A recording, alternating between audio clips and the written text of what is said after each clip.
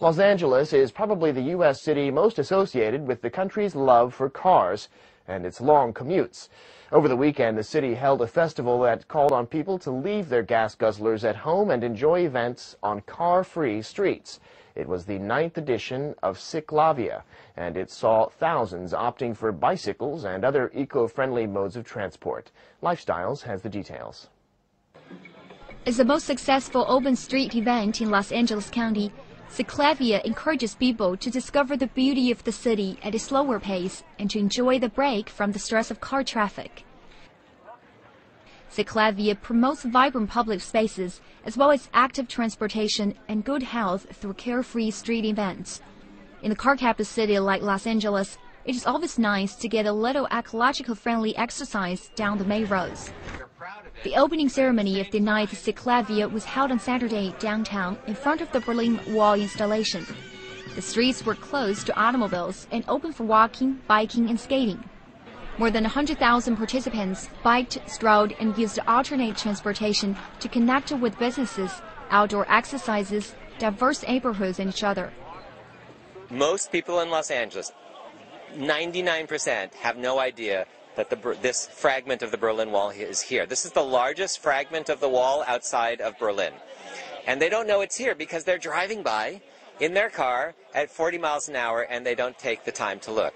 So the first reason we're here is that we want to tell people that if they just take the time to walk and to experience the city in a completely different way, they're going to discover things like this that they never knew existed and fall in love with the city. Internationally, I think that we believe success is measured partially by the fact that you have a car now and you can travel with a car. And I think one of the messages that we'd like to export across the globe is that you don't. You can have an enjoyable experience that's more intimate, that's more invested, by traveling with a bicycle, by traveling by foot, by traveling with new modes of transit, by skateboard and so on. It's awesome. You can see more people coming now, which is great, and it's nice to see more people walking and bringing their kids, whereas before it was just like a lot of bikes. So it's nice to see it growing.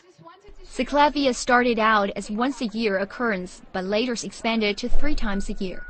While primarily intended for cyclists, many people can be seen skateboarding, running, or walking down the path.